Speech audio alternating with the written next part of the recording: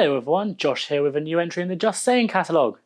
Today I'll be discussing the current state of 4 of the more notable Dragon Ball games on console that I've played. Those games being Xenoverse 2, FighterZ, The Breakers, and lastly, Dragon Ball Sparking Zero. In this video I'll be talking about their release, how the game's evolved over time, and the state of the game at the moment. And now, without further ado, let's go back in time to 2016 with Dragon Ball Xenoverse 2.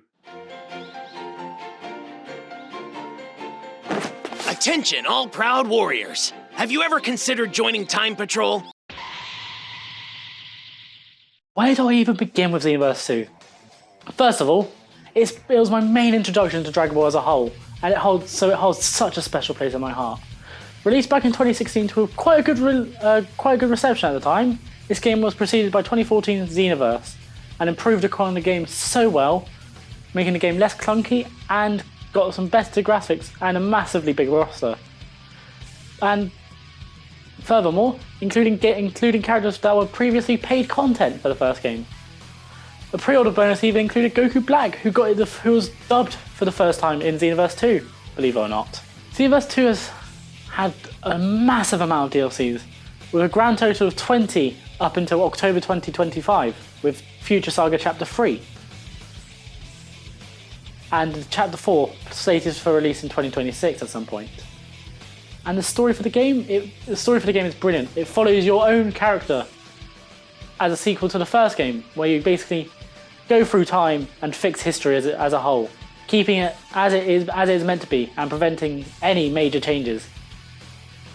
The graphics still hold up really well for the game being released almost 10 years ago now. However, the characters do look dipped and well transformed and don't look that anime accurate, unlike the next game, Dragon Ball FighterZ.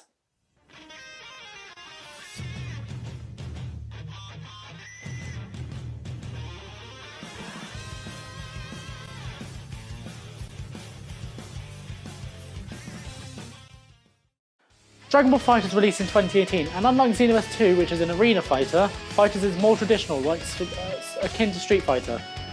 The gameplay of FighterZ is quite fun, and it was quite a positive audience reaction upon release, with features such as character switching to extend combos, and dramatic finishes upon the right character matchup and stage selection.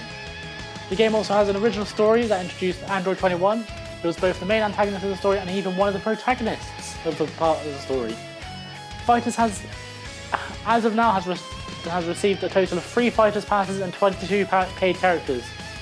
And at one point people thought the game was going to stop getting support before October 2025 due to them basically having an end of service announcement, which then turned out to be false at EVO 2025 in France, where a new DLC character, Super Saiyan 4 Daima Goku, was announced, breathing life back into the game, and its popularity would then spike.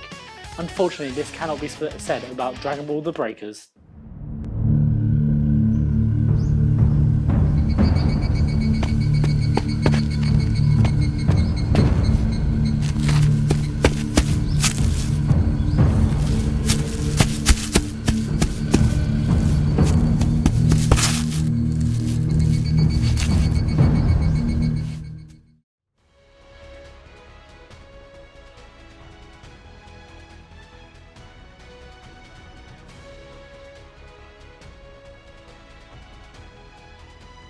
In 2022, which wasn't that long ago now, The Breakers isn't your typical Dragon Ball game, where instead of being a fighting game, it's an asymmetrical survival game, kind of like Dead by Daylight, where a group of survivors work together to activate keys in zones of the map, which in turn lessen the time it takes for a super time machine to activate once it spawns.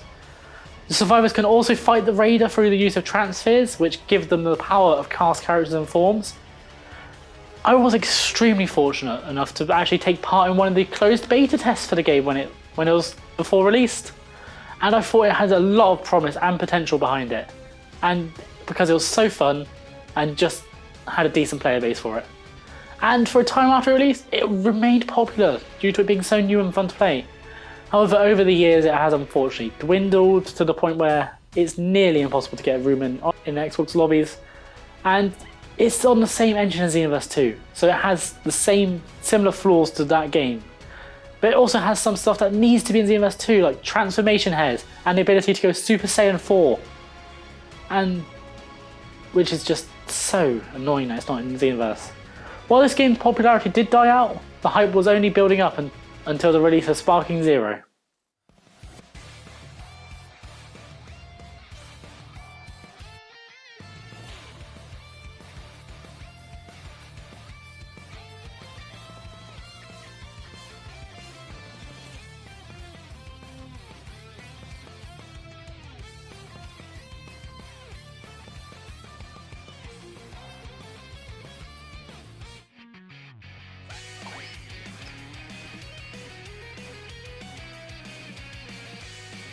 Sparking Zero released with early access starting on the 7th of October 2024, and then the release date was the 11th of October for the rest of the world, and it had a very positive reaction at the time, as it was the return of the Budokai Tenkaichi franchise, and people had such high hopes, including myself. And at first people were happy, and as it was fun to play and had very good sized roster, as well as a lot of what ifs.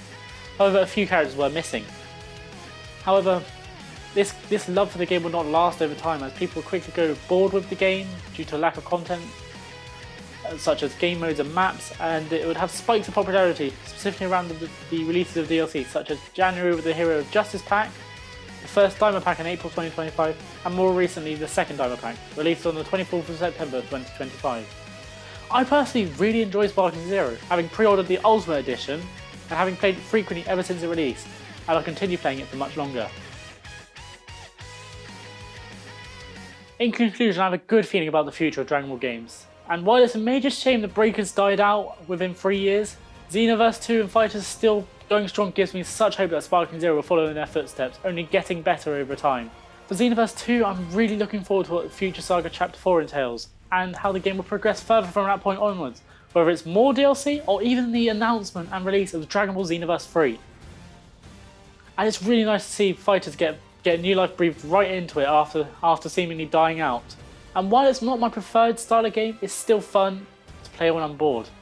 Finally, for Sparking Zero, I'm glad I pre-ordered it before it released, especially the Ultimate Edition, and I have very high hopes for future DLC releases, and hopefully there'll be new maps, new game modes, and characters that have been missing, such as PyCon or Super 17. With that all said and done, I hope you enjoyed this iteration of Just Saiyan. I've been Josh, thanks for watching, and I'll see you in the next episode.